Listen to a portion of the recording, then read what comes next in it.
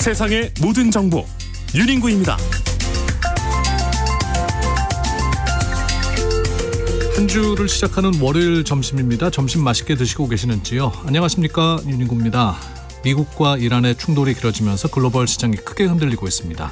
국제 유가는 급등하고 환율도 1,500원을 넘어서며 우리 생활에도 직접적인 영향을 주고 있는데요. 전통적인 안전자산으로 여겨진 금값은 오히려 약세를 보이고 있습니다. 심상치 않은 시장의 흐름, 꽉 잡히는 진짜경제 97.3% 코너에서 짚어보겠습니다. 국내 정치권도 6.3 지선을 앞두고 요동치고 있습니다. 국민의힘에서는 대구시장 공천 컷오프를 둘러싼 후보 반발이 이어지고 있고요. 국회에서는 검찰 조작 기소 의혹 국정조사가 통과되면서 여야 충돌도 격화되는 모습입니다. 하루도 조용할 날 없는 정치권 상황, 여의도 현미경 코너에서 자세히 들여다보겠습니다. 믿고 듣는 시사, 여기는 KBS 1라디오 세상의 모든 정보 윤인구입니다.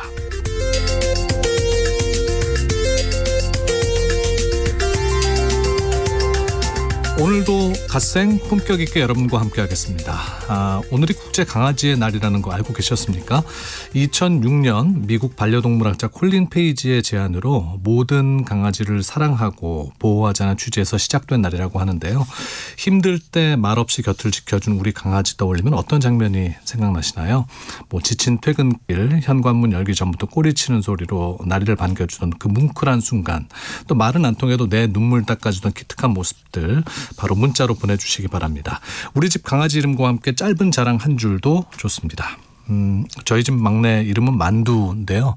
좀 우아하게 이름을 지으려고 했었는데 저희 애들이 하도 하얗다고 해서 만두라고 이름을 지어서 저도 못 이기는 척 수긍을 하긴 했는데, 그래야 또 음식 이름으로 이름을 지어야 또 오래 산다면서요. 은근 또 주변에 강아지 이름 중에 만두라는 이름이 많다는 거 알았습니다. 자, 여러분들께서도 키우시는 반려동물, 반려견에 관한 이야기들 전해주시기 바랍니다. 샵 9730, 샵 9730으로 보내주시고요. 짧은 문자는 50원, 긴 문자는 100원, 콩으로 보내시면 무료입니다. 문자 중에 추첨해서 주유권 보내드릴게요. 오르는 기름값보다 더 뜨거운 열정으로 여러분의 기름통을 채워드리겠습니다. 3월 23일 월요일 KBS 1라디오 세상의 모든 정보 윤인구입니다. 시작합니다. 듣는 것만으로도 앞서갑니다. 오늘 경제 뉴스의 핵심, 경제 인사이트 픽.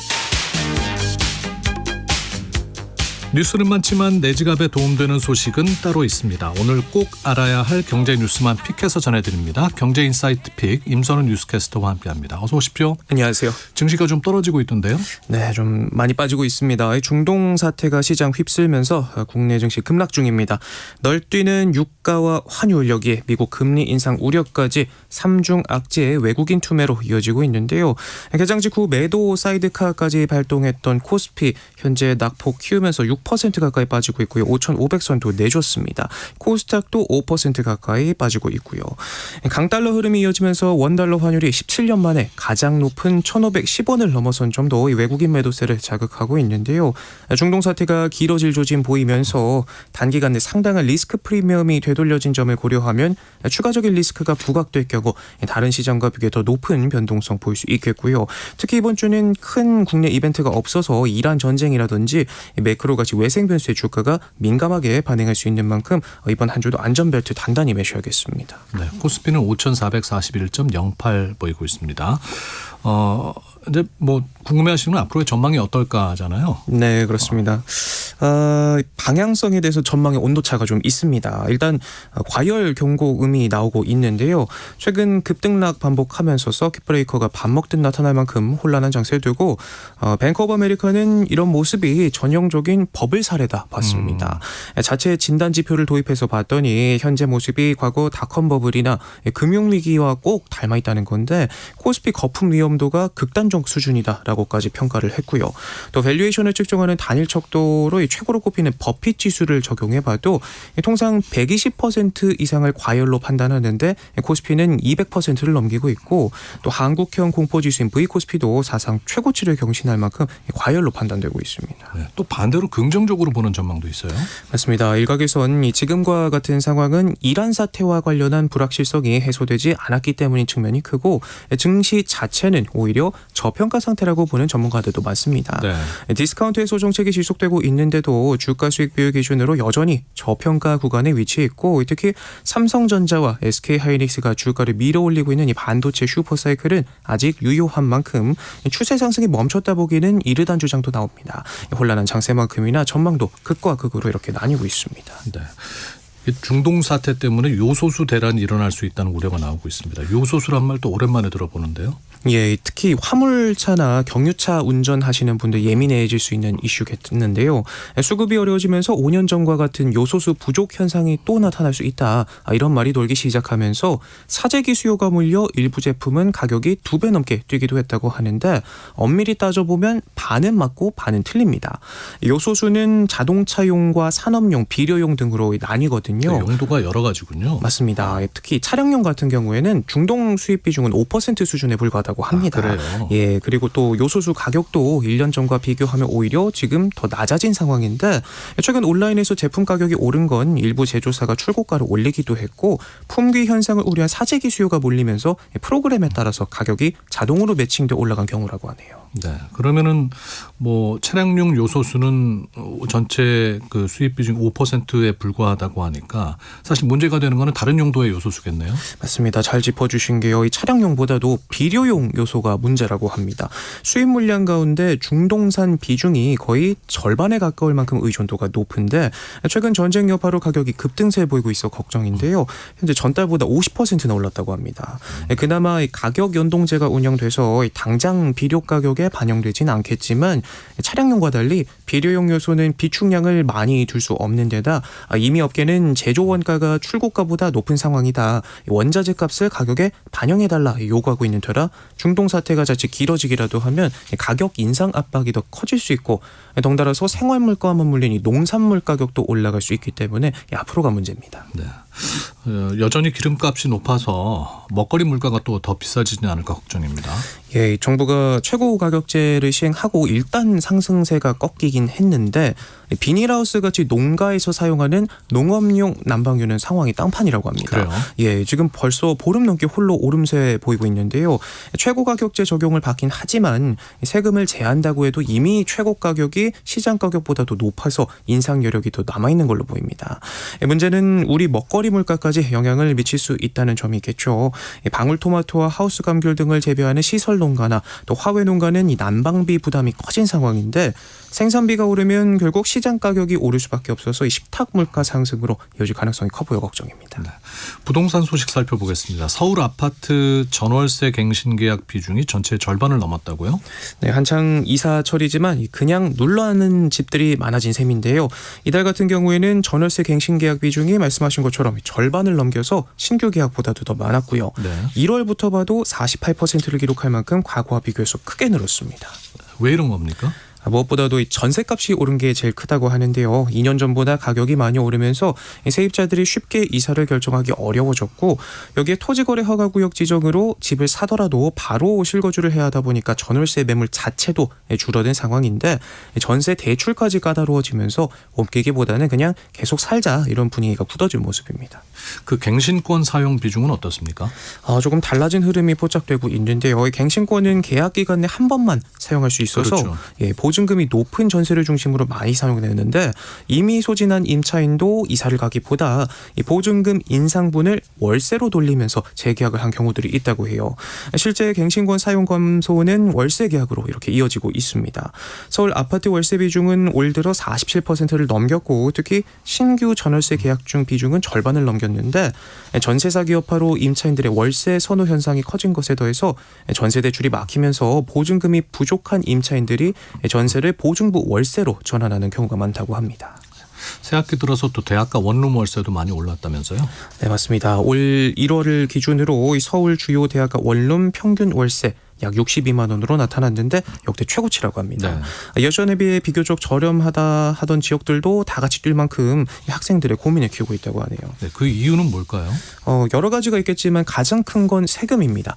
공시 가격이 오르면서 건물주가 내는 보유세가 늘어났고 이 부담이 월세로 고스란히 전가되는 구조인데 특히 대학가 원룸은 다중주택 형태가 많거든요. 네. 이런 경우 건물 전체를 하나로 보고 이 세금을 매기다 보니까 부담이 더 커질 수밖에 없어서 결국 방마다 월세를 올려서 구멍을 메꾸는 시기라고 합니다. 또 학기마다 학생 수요는 꾸준히 들어오지만 새 원룸은 공급이 제한적이다 보니까 집주인이 월세를 올려도 학생들은 어찌할 방법이 없기 때문에 이러지도 저러지도 못하는 상황인데 시선을 조금 더 넓혀보면 저희 앞서도 짚어봤지만 올해 서울 공동주택 공시가가 전국 최고치 찍을 만큼 엄청 뛰었잖아요. 네. 대학가 같은 임대료 상승 압력이 시장 전반으로 퍼지는 건 아닌지도 한번 생각해볼 법한 문제가 아닌가 싶습니다. 정부에서는 돌봄과 일자리 또 복지 서비스까지 맞춤형으로 제공되는 공공임대주택 공급을 확대하기로 했다죠? 네, 맞습니다. 말씀하신 것처럼 단순히 집만 제공하는 방식에서 벗어나서요. 생활 전반을 지원해주는 맞춤형 공공임대주택 이른바 특화주택 공급을 확대하기로 했는데 오늘부터 한 달간 사업자를 대상으로 공모를 진행하고요. 선정된 사업에는 자금 지원도 이뤄져서 이 지역 상황에 맞는 다양한 주택이 공급될 예정입니다. 이 공공임대주택의 유형도 여러 가지더라고요. 네, 맞습니다. 크게 4가지가 있는데요. 먼저 출산 장려나 귀농, 귀촌처럼 지역 특성에 맞게 설계할 수 있는 지역 제한형이 있고요. 어르신들을 위해 안전시설과 복지시설을 함께 제공하는 고령자 복지주택이 있습니다. 또 청년들을 위한 주택도 있는데 청년 특화주택은 역세권과 같은 좋은 입지에 청년들이 선호하는 구조를 갖춘 형태라고 하고요. 또 공유 오피스나 창업 공간이 함께 들어가는 일자리 연계형 주택이 있습니다.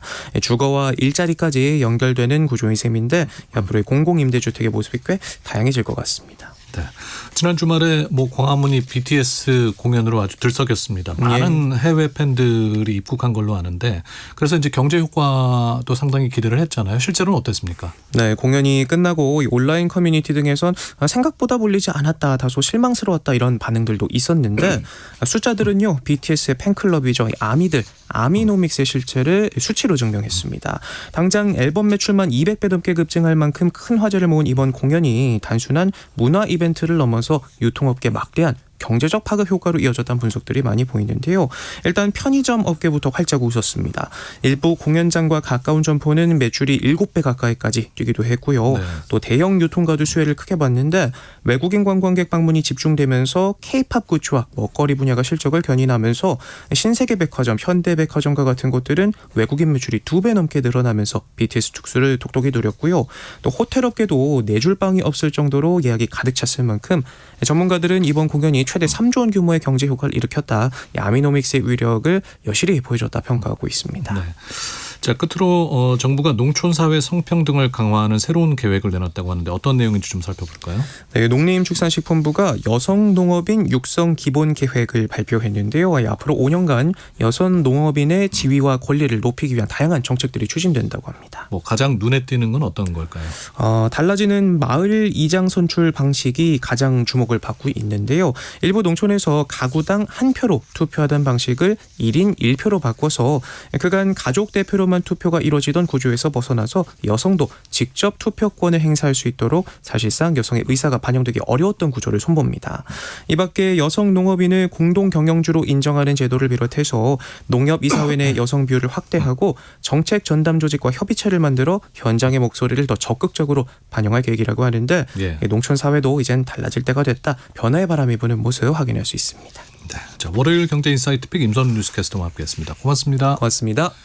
자, 오늘 국제 강아지의 날입니다. 여러분들의 반려견 이야기 문자로 받고 있는데요. 9072님, 우리 집 반려견 소리는 아들 군대 가고 없어서 우울해하는 저에게 다가와서 꼬리 흔들며 온갖 애교를 떱니다. 소리 덕분에 웃어요 하셨고요. 9357님, 야근하고 돌아오면 어느 누가 우리 집 강아지처럼 저를 반겨줄까요? 나이 들수록 우리 강아지 뽀삐 없었으면 어찌 됐을까 싶습니다. 아주 전통적인 이름이네요. 뽀삐.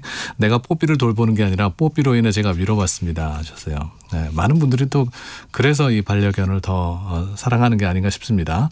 2104님, 저는 투석 환자입니다. 투석을 시작한 후 삶을 잃어서 하루하루를 힘들게 살고 있는데 강아지 메롱이가 큰 힘이 되어주고 있습니다. 가족들도 친구들도 내가 아프고 나니 멀어져 가는 걸 느끼는데 우리 메롱이는 내 곁에서 내 눈을 바라보며 힘을 주고 있어 너무 고맙네요. 같이 오래 살고 싶습니다 하셨습니다. 네, 건강하시고요. 1142님, 저희 집 강아지는 오복입니다. 5가지 집까지 복 다 바꿔 살으라고 오복이라고 지었어요 하셨습니다. 집집마다 아주 강아지들 이름이 다양하네요. 4524님 강아지의 날이 있었네요. 우리 집 말썽꾸러기 강아지 꾀돌이 이름을 트럼프로 바꿀 생각을 하고 있어요. 빨리 전쟁이 끝나서 일상생활로 회복됐으면 합니다. 너무 변덕쟁이 되지 않을까 걱정되는데요. 네, 이렇게 여러분들의 또 반려견 이야기 듣고 있습니다. 보내주신 여러분 감사드리고요. 세상의 모든 정보 윤인구입니다. 듣고 계신 시각 12시 35분 지나고 있습니다. 교통정보 듣고 오겠습니다. 네, 이 시각 교통정보입니다. 건조하고 일교차가 커지는 봄철 불시관리 잘 해주셔야겠습니다. 수도권 제일순환선 구리에서 판교 방향 서하남 진출로 부근 3, 4차로와 갓길이 1시간이 넘게 차량 화재 사고로 막혀 있습니다. 현재 진화 작업은 모두 끝났지만 진출입 차량들이 모두 뒤섞이면서 광암터널 이전부터 4km 구간 꼼짝을 못하고 있습니다. 내륙으로는 통영-대전고속도로 통영 쪽 산청 휴게소 부근 2차로와 대전 남부선 서대전 방향 서대전 1차로 또 당진 대전고속도로 대전 쪽 화흥터널 부근 2차로 작업 때문에 각각 뒤로 서행하고요. 더 내려가 경남권인 함양 울산고속도로 울산 쪽 제약산 터널 2차로와 갓길에서도 화물차 사고가 나 단장 4터널 이전부터 3km 구간 사고 여파받습니다. KBS 교통정보센터에서 공인혜였습니다. 지금 듣고 계시는 방송은 윤인구 세상의 모든 정보 윤인구입니다. 청취자 여러분들의 참여를 기다리고 있습니다. 문자번호 샵 9730 샵 9730 짧은 문자는 50원 긴 문자는 100원의 정보 이용료가 있고요. KBS 콩 어플리케이션 일라디오 유튜브 채널을 통해서는 무료로 참여하실 수 있습니다.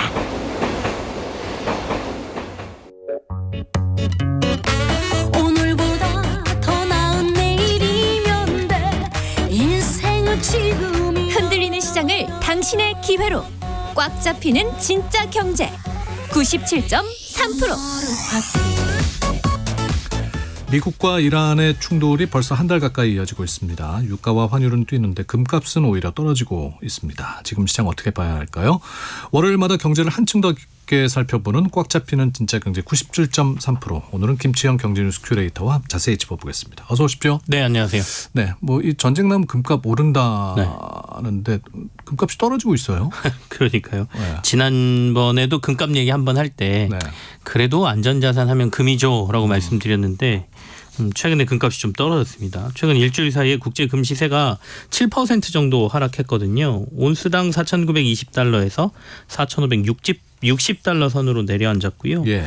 1월 말에 기억해 보시면 이게 온스당 5,500달러도 넘었던 상황이었으니까 뭐 두 가지인 것 같습니다. 너무 급하게 올랐다는 인식이 조금 있는 것 같고요. 예. 그리고 이란 전쟁 이후에 다시 안전자산 그래서 금값이 또 이렇게 확 올랐거든요.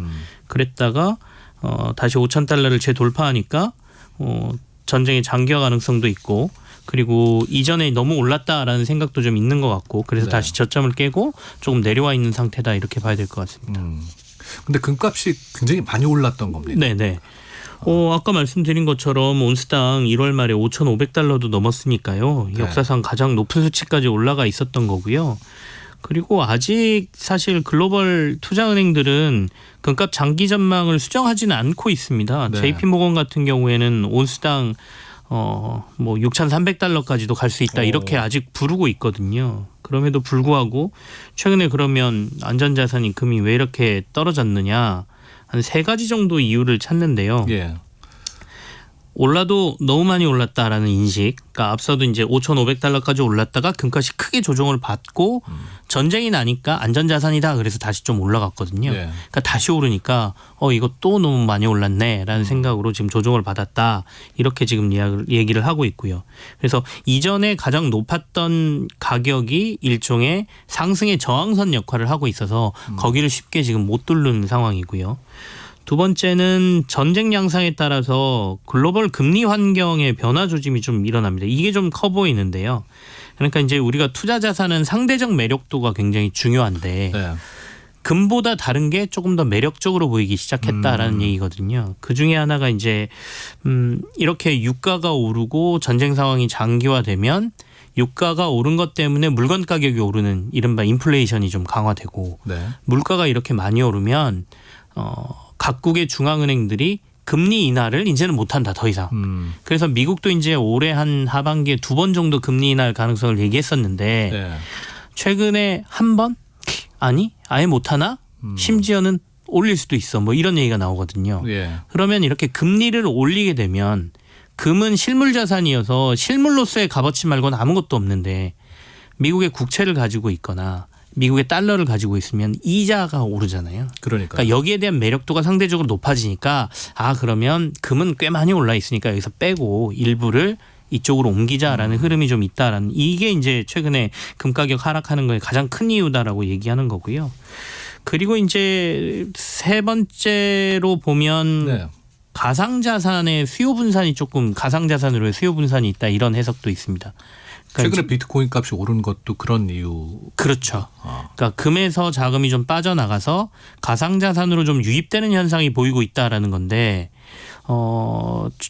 이들 자금의 흐름을 가장 쉽게 저희가 파악할 수 있는 게 이제 글로벌 ETF들이라 그래서 그 지수를 추정하는 자금들이 있는데 이번 주에 금 관련 ETF에서 약 30억 달러의 자금 유출이 나왔어요. 네. 근데 반면 비트코인으로는 19억 달러 정도 2.7억 달러 정도 자금이 들어가는 게 보였으니까 네.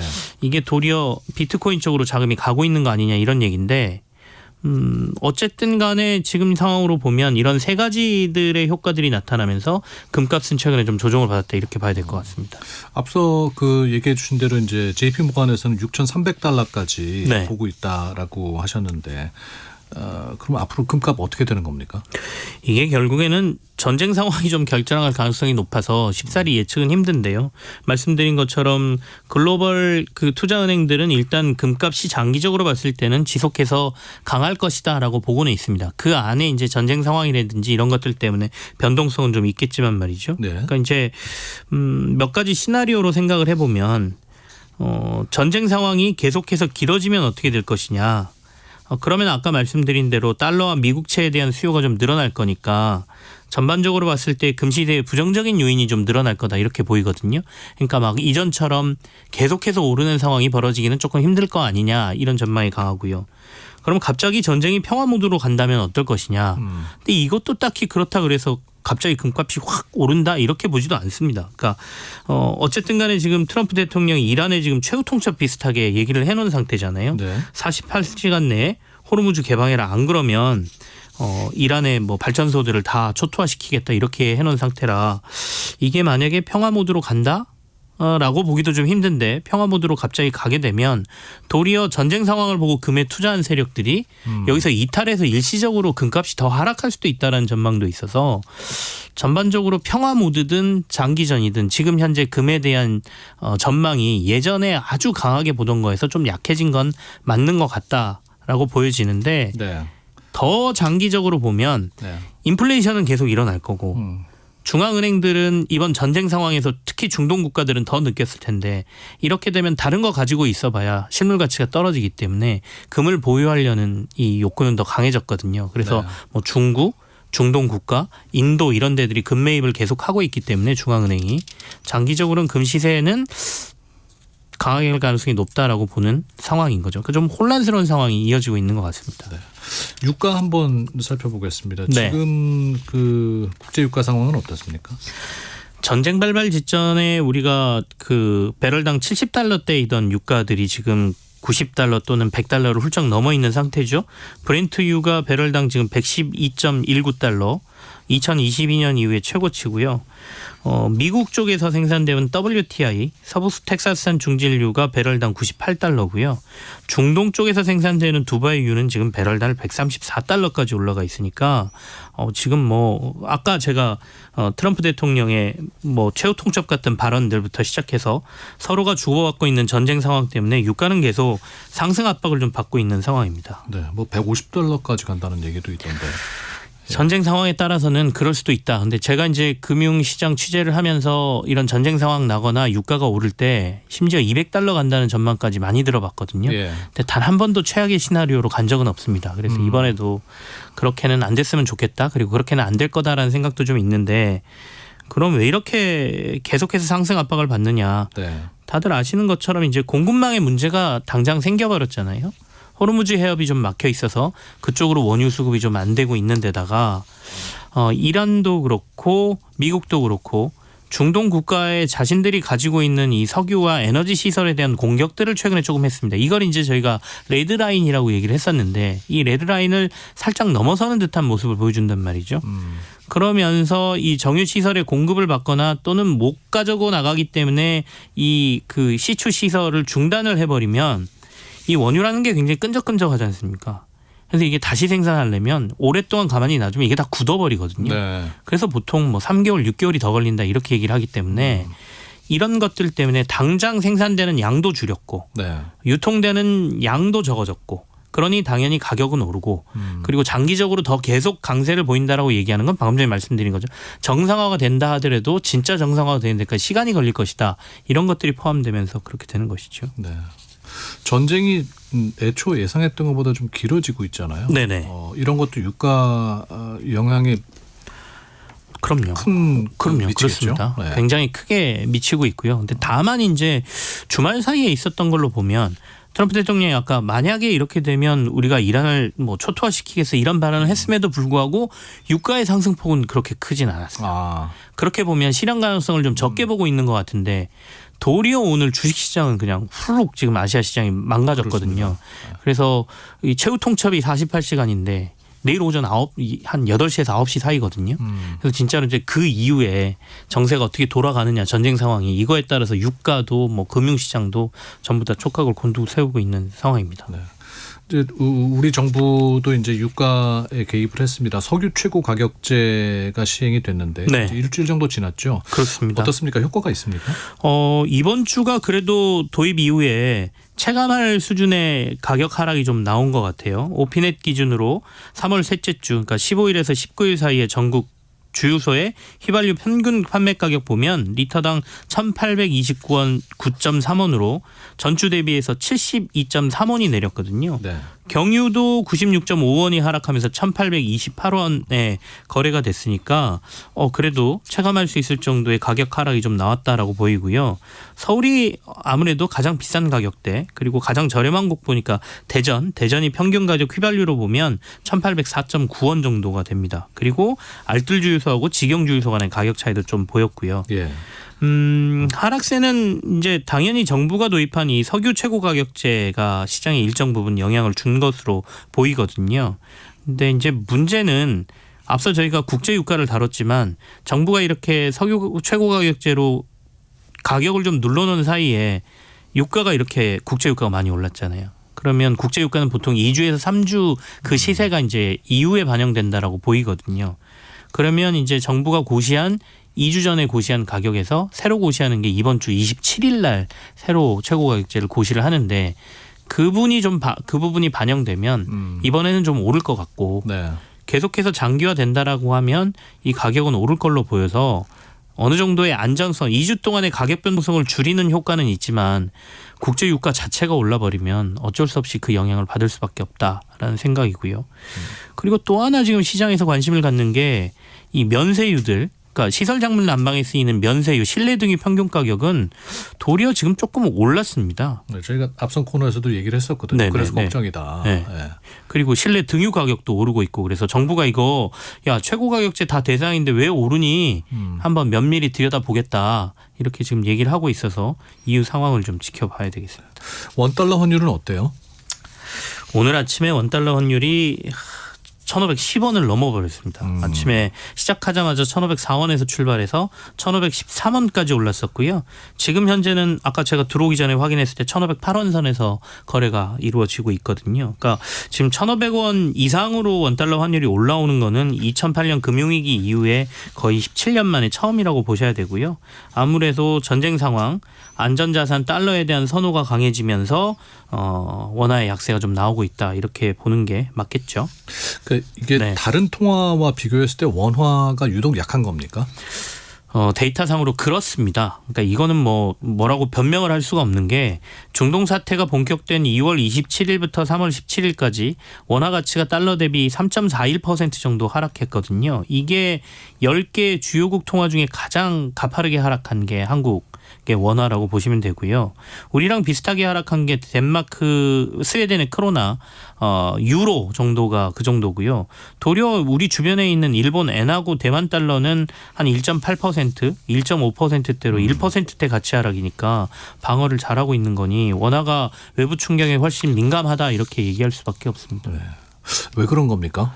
원화가 유독 약한 약세를 보이는 거는? 결국에는 에너지 구조의 취약성이 좀 드러났다. 그러니까 근데 이렇게 얘기하면 일본도 그렇잖아라고 얘기하니까 사실 그 말에는 할 말이 조금 없어지기는 해요. 그러니까 우리가 다 원유를 수입하고 가스 수입해서 쓰는 이 구조에 대한 취약성이 전쟁 때문에 더 드러났다라는 것이고요. 두 번째는 우리나라 증시랑 금융 환경이 생각보다 외국인들이 거래도 많고 규모도 좀 크기 때문에 돈을 쉽게 빼갈 수 있는 구조입니다. 그래서 우리나라 시장을 이른바 외국인들의 ATM이다 이렇게 부르기도 하거든요. 네. 그래서 이번에도 전쟁 상황이 나고 그러니까 일단 제일 돈 빼기 쉬운 한국에서 이 돈을 빼갔다 이런 것들이 영향을 미쳤다라는 얘기도 있고요. 그리고 경제 펀더멘탈에 대한 의구심이다. 수출 구조가 워낙 그 비중이 높고 이런 것들이 결국엔 한국 경제 취약성을 드러냈다라고 얘기는 하는데 이 부분은 저는 그렇게 크게 동의하지는 않습니다. 근데 근데 어쨌든 우리나라는 경제 구조가 좀 작다 보니까 일본보다 훨씬 작죠. 그렇다 보니까 외부 충격에 훨씬 더 민감하게 반응하면서 원화가 달러 대비 상대적으로 약한 모습을 보이고 있다라고 봐야 되겠죠. 올 초만 해도 이제 1,400원이 뉴노멀이 되는 네. 거냐라는 얘기를 많이 했는데 1,500원이 뉴노멀이 되는 겁니까? 그렇지는 않을 것 같은데요. 그래도 지금 전쟁 상황이 길어지면 1,550원까지는 열어놔야 된다는 전문가들의 예상은 있습니다. 그러니까 이게 만약에 급등을 하게 되면 그때까지는 갈 수 있다는 건데 그래도 1,300원, 1,400원을 오가는 뉴노멀 시대가 온 거는 맞는 것 같습니다. 그러니까 우리가 경제 구조상으로도 우리나라의 성장성이 좀 떨어졌기 때문에 돈을 들고 해외에 나가서 투자하는 상황이 구조적으로 만들어졌고요. 그러니까 계속 자금은 해외로 빠져나가는 이런 구조거든요.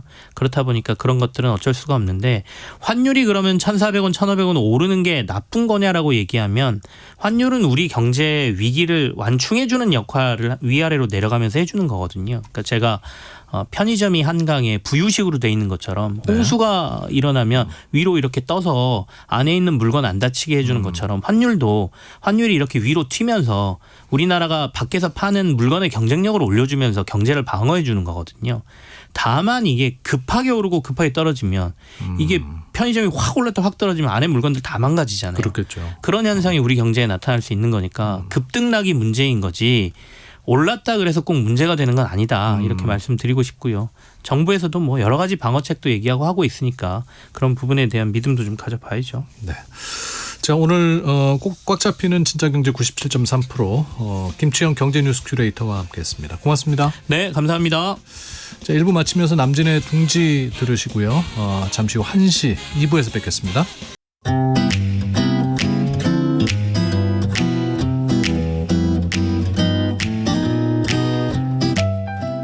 안녕하세요. 바른말 고운말입니다.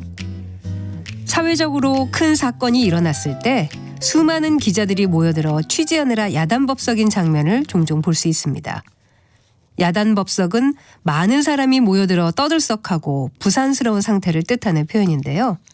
이 말은 야단이라는 한자어와 법석이라는 고유어로 이뤄진 것입니다. 그렇다면 법석이란 표현에서 두 번째 음절의 초성은 시옷을 쓰는 것이 맞을까요? 아니면 쌍시옷을 쓰는 것이 맞을까요? 이 경우엔 예사소리인 시옷을 쓰는 것이 맞습니다.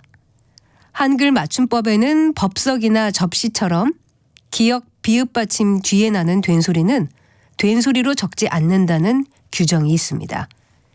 기역, 비읍 받침 뒤에 연결되는 기역, 디귿, 비읍, 시옷, 지읒은 언제나 된소리로 소리가 나기 때문에 이런 경우에는 된소리로 표기하지 않는다는 것인데요. 늑대, 낙지, 갑자기 등도 같은 경우의 예라고 할 수 있죠. 그렇지만 같은 음절이나 비슷한 음절이 겹쳐나는 경우엔 예외적으로 된소리를 표기에 반영해 같은 글자로 적는다는 규정도 있습니다. 예를 들어서 똑똑하다, 쓱싹쓱싹, 쌉쌀하다라는 표현에서 똑똑, 쓱싹, 쌉쌀처럼 같은 음절이나 비슷한 음절이 거듭해서 나는 경우에는 된소리로 표기하는 것입니다. 지금까지 바른말 고운말 아나운서 국혜정이었습니다.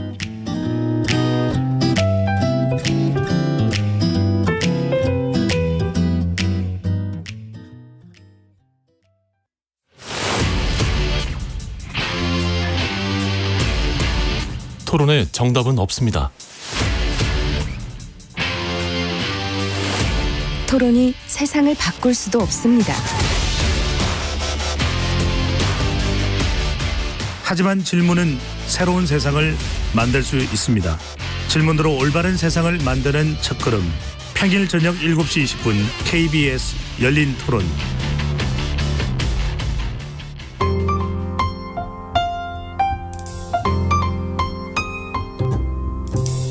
어떤 하루 보내고 계신가요?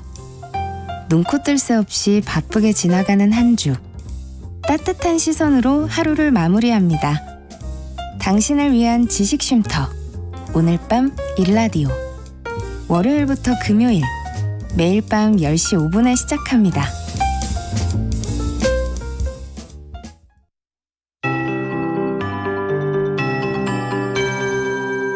KBS 58분 날씨. 완연한 봄 날씨가 이어지고 있습니다. 전국이 쾌청한 가운데 봄볕이 따사롭게 내리쬐며 기온을 크게 끌어올리고 있습니다. 현재 시각 기온 서울이 17.8도, 광주 19.7도까지 올랐는데요. 앞으로 서울과 대전 19도, 대구 20도, 밀양과 광주 21도까지 더 오르며 4월 중하순처럼 포근하겠습니다. 하지만 아침 저녁에는 쌀쌀하니까요. 큰 일교차에 유의하셔야겠습니다.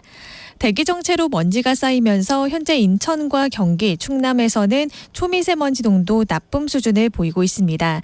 오늘 수도권과 세종, 충남은 일평균 초미세먼지 농도 나쁨 수준이 예상되고요. 오후부터 서쪽 지역은 북풍, 동쪽 지역은 북동풍을 따라 국외 미세먼지가 유입되면서 강원도는 오후에, 광주와 전북, 영남 지역은 밤부터 먼지 농도가 높아지겠습니다. 맑은 날씨 속에 대기는 점점 더 메말라가면서 건조특보도 확대 발효됐습니다. 오전부터 전남 화순과 순천에는 산불이 잇따르고 있는데요. 다시 산불에 대한 경각심을 가지셔야겠습니다. 현재 서울 등 일부 수도권과 강원, 충북과 경북, 광주와 제주 산지에 건조주의보 발효 중이고요. 오후부터 영남 해안에는 바람도 강하게 불겠습니다. 불씨 관리 잘 해주시기 바랍니다. 현재 서울의 기온은 17.8도입니다. 조하늘입니다.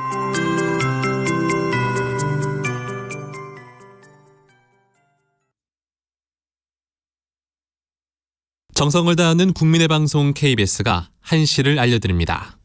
AM 711kHz, FM 97.3MHz, KBS 1라디오입니다. HLKA.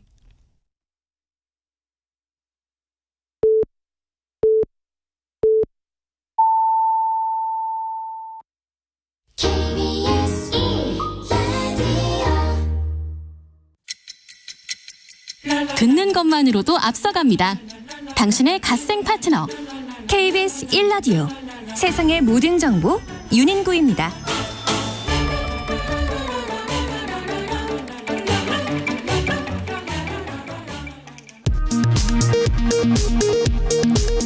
이 시각 라디오 정보센터 뉴스입니다. 중동 사태 불확실성에 원달러 환율이 장중 1,510원을 넘어섰습니다. 코스피 지수는 급락하면서 매도 사이드카가 발동됐습니다. 2차 종합특별검사팀이 김건희 씨 수사무마 의혹과 관련해 대검찰청과 서울중앙지검에 대한 압수수색에 나섰습니다. 검찰이 정유업계의 유가 담합 정황을 포착하고 SK에너지, GS칼텍스, S-오일, HD 현대오일뱅크 등 4개 정유사 등에 대한 압수수색에 나섰습니다.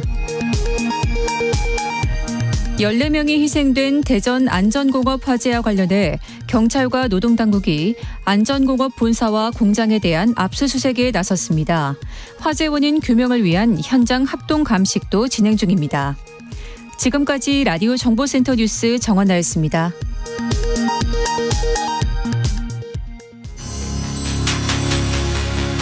일상의 깊이를 더합니다. 당신을 위한 프리미엄 인사이트. KBS 1라디오 세상의 모든 정보 윤인구입니다. 네, 3월 23일 월요일 2부 시작하겠습니다. 정치권이 다시 요동치고 있습니다. 공천 갈등에 국정조사 충돌까지 이어지면서 여야 긴장감이 높아지고 있는데요. 정치권 상황은 여의도 현미경 코너에서 자세히 들여다보겠습니다. 중동 상황도 갈수록 긴박해지고 있습니다. 미국 이란의 충돌이 핵시설 공격으로까지 번진 가운데 트럼프 대통령의 최후 통첩까지 나왔거든요. 그래서 긴장감이 더 높아지고 있습니다. 국제 설레발 코너에서 이 내용 자세히 짚어보죠. 이어서 대전에서 발생한 공장 화재 상황 서혜진 변호사와 우리 동네 수사반장에서 살펴보겠습니다. 2부 본격적으로 시작합니다. 뉴스 너머의 맥락, 정치판의 핵심을 포착한다. 여의도 현미경. 매일매일 차고 넘치는 정치권 이슈의 숨은 맥락을 짚어드립니다. 여의도 현미경 김수민 시사평론가 박성희 시사저널 기자 나왔습니다. 어서 오십시오. 안녕하세요. 반갑습니다. 국민의힘 되고 어떻게 되는 거예요? 소란스럽습니다. 지금 이정현 위원장이 주호영 부의장 그리고 이진숙 전 방송통신위원장 컷오프했습니다. 근데 두 후보는 또 이제 수용 불가하겠다 그랬죠? 네, 맞습니다. 사실 이정현 공관위원장이 이 중진 용태설 주장해 왔기 때문에 6선 이 중진인 주호영 의원의 컷오프는 어느 정도는 좀 예상돼 왔습니다. 네. 하지만 이 이진숙 전 방통위원장의 이 컷오프는 당 내에서도 이건 예상하지 못했다 이런 평가가 지배적인데요. 심지어 이 이전 위원장과 같이 이 컷오프된 주호영 의원조차 공관위가 원래 보수 유튜버 이 고성국 씨와 좀 짜고 이진숙을 밀기 위해서 나를 날리려 한다 이렇게 그랬잖아요. 주장해 왔었잖아요. 네. 예, 하지만 예상을 뒤엎고 이정현 위원장이 어제 한 오후 7시쯤에 기습적으로 컷오프를 발표했습니다.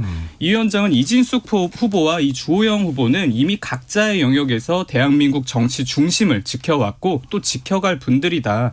이 두 분의 역할이 대구시장이라는 이 단일직에 머물기보다 국회와 이 국가 전반 정치에서 더 크게 쓰이는 것이 더 필요하다 이렇게 강조했습니다.